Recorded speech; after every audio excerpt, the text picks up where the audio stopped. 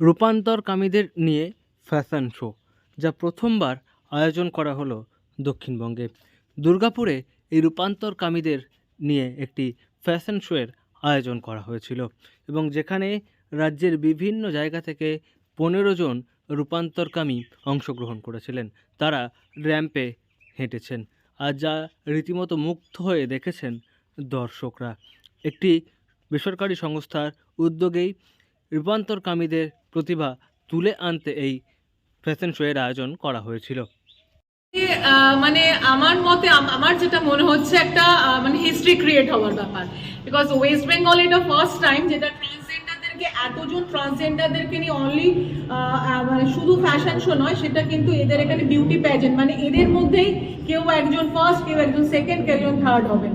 মানে প্রত্যেকটা মানে এদের কমিউনিটির মধ্যে আজকে এই যে ইউনিটি, তাদের মধ্যেই কিন্তু আজকে ফাইট হবে কি যে তাদের মধ্যে কারা বেস্ট।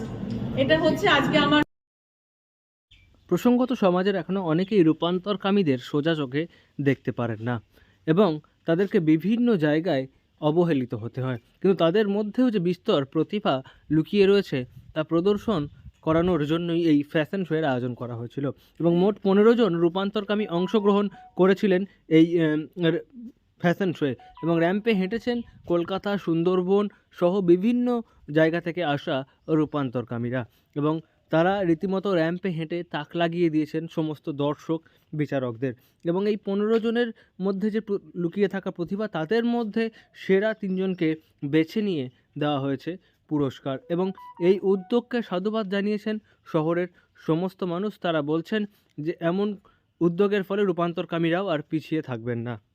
এটা হচ্ছে ট্রান্সজেন্ডারদের নিয়ে একটা বিউটি প্যাজেন্ট শো। এটা ফার্স্ট টাইম হচ্ছে ওয়েস্ট বেঙ্গলে এবং সাউথ বেঙ্গলে প্রথমবার হচ্ছে। এখানে প্রায় 16-17 জন transgender from all over participate করছে এবং তাদের যে বিভিন্ন রকম ট্যালেন্ট আছে সেটার প্রদর্শনী এবং সেই সাথে সাথে তাদের একটা বিউটি প্যাজেন্ট শো হচ্ছে, যেখানে থেকে তাদের ফার্স্ট, সেকেন্ড, থার্ড আমরা নির্বাচিত করব জাজেসের মাধ্যমে। কোথা থেকে এসছেন এরা? এরা এসছে শিলিগুড়ি থেকে আছে, বারাসাত থেকে আছে, বহরমপুর থেকে আছে, সুন্দরবন থেকে আছে, কলকাতা থেকে আছে, বর্ধমান থেকে আছে এবং মানকড় থেকে আছে। অনুষ্ঠানের অন্যতম উদ্যোক্তা অর্পিতা সেনগুপ্ত বলছেন, এই ফ্যাশন শোয়ের মধ্যে দিয়ে একটি ইতিহাস তৈরি হলো এবং এরপর মানুষজন এই রূপান্তরকামীদের প্রতিভা তুলে আনতে হয়তো আগামী দিনে আরও নিত্য নতুন ব্যবস্থা করবে, নতুন মঞ্চ তারা খুঁজে পাবে এবং এটা তার মধ্যে দিয়ে সূচনা করা হলো।